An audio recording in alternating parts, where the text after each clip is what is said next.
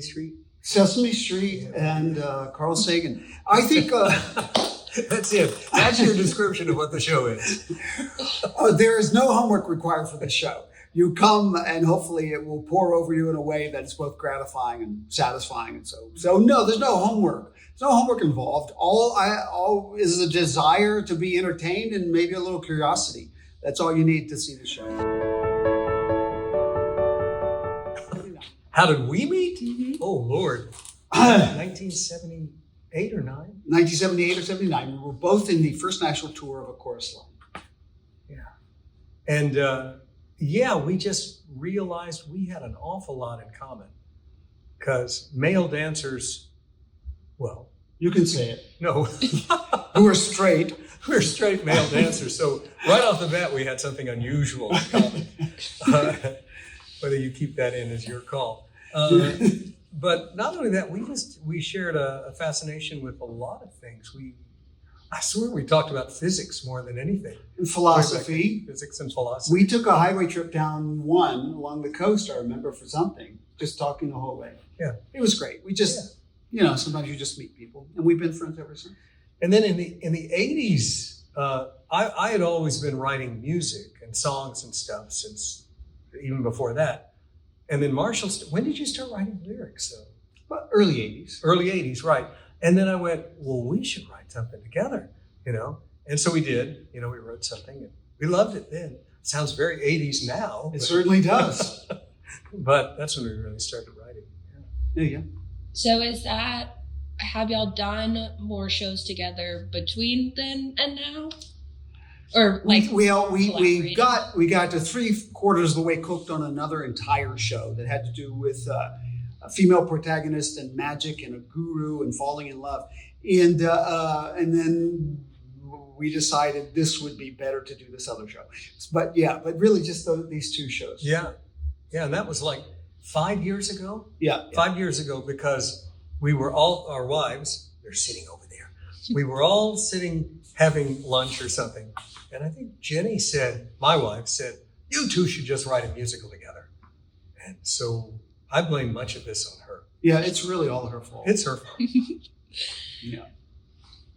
So I know that you cited Dr. Prum's book as a big inspiration. What was the moment that you were like, oh, this should be a musical or this could be a play? That's a really good question. I think for the moment I realized he had this radical, slightly feminist idea that female pleasure is driving evolution just as much as survival of the fittest, which is very male-centric, very chest-thumping, And so this idea that female pleasure, I guess really what I'm saying is that when I read it, I thought, that feels right to me.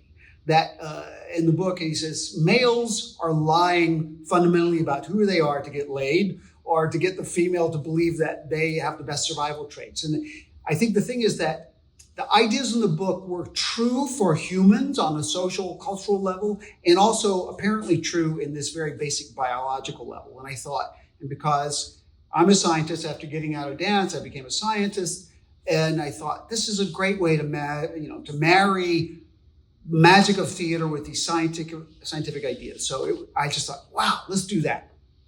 But I've talked to several scientists. The truth is, I don't have my finger on the pulse of what is and is not widely accepted. Mm-hmm. I don't think the fundamental problem is it's very hard to prove these ideas. There's no way to prove these ideas. What he's really primarily doing is saying, let's step back and challenge the assumptions that we live under. Really fundamental assumptions like, for example, why do we assume the only purpose of evolution is survival? Could a purpose of evolution could life's purpose also be to create beauty? Could life, which is a very radical, this is a humanities driven, we think about science as being, always has to be mechanistic. He's stepping back from that, and that's the strength of it, and saying, why are we narrowing even from a scientific perspective, what the purpose of life is? Maybe the purpose of life is to create beauty, or to create love, or to create, these other things. Why is it always mechanistic about survival? And you can't really prove that. But if you challenge that assumption, it leads you to some new places. That's That's the note. No, I mean, no. It always starts. It always starts with an idea, which is always his.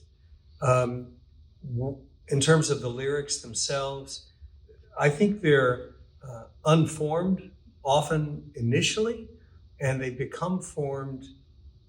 So he writes different ways, but sometimes they begin as unformed thought, more stream of consciousness, more lumps of clay that we go, where is the germ in this?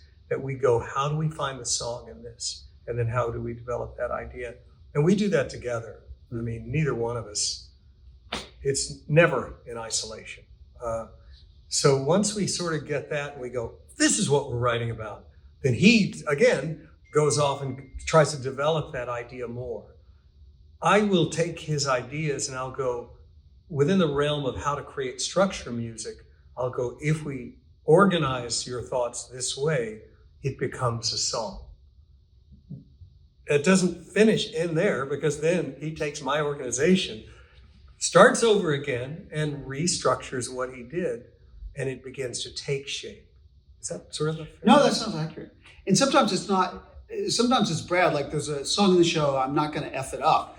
And that was Brad's idea. Like, how do we get from this scene to that scene? And he said, this is what I'm hearing. In that case, really the music came first. And then that led to lyrics. So it really depends. There's no rule. Typically, exactly what Brad said, we get the germ of the idea, and along with that, the feel of the music. The feel of the music is the thing. Because So like that, I'm Not Going to F It Up started with, he wrote that as part of the script. I went, that's a title. That became the idea for the song. And then how it functioned was a whole nother conversation. But even after we get to whatever the song is, every song in the show functions in some way. Most audiences don't realize that that's what's going on, but what perhaps the song is just to introduce what the protagonist is in love with, what they want. It's called the I Want song, There's songs that are strictly designed to give you a little bit of relief, maybe a little comic relief because everything's gotten too intense. Together we wrote something insane for that moment. And then it's offensive and funny. Offensive and funny, yes. Yeah, it's hard to get that together. When we were going to theater around Charleston, we discovered Pure. We saw their work, specifically Sharon's work, and we thought, wow, she's really good. I would love to be involved with her in this project and have her involved with this. And so I told Marshall about her in the theater company, and we decided, let's pitch the idea to Sharon. And I think it was just fortuitous that Sharon happened to be thinking, I think I want to do an original musical. That's just dumb luck or philosophy or physics or God. I don't know what it is, but whatever it was. Philosophy and science. Yeah, that's it. There you go. And that's what happened. So. All right, last question. What's next for the show after this? Do you have any plans in the works? Straight to Broadway is what I'm thinking. What about you? Oh, yeah. I got $1 or $2. Let me see if I can.